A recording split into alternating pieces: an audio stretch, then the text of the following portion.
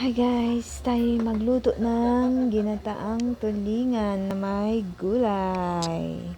So tara, simulan na natin guys.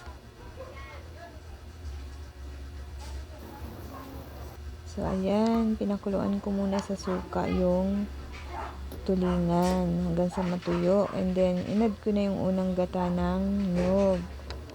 At saka ko nila hinalo yung gulay. Then after that, i-boost na natin ang ating pure coconut milk. Ayan. So, templado na yan guys. Sinaluan ko na yan ng magic syrup na pangpalasa.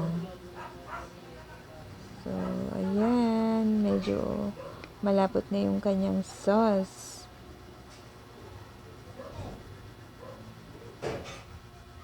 So, ready to serve. Thank you for watching guys and support. God bless.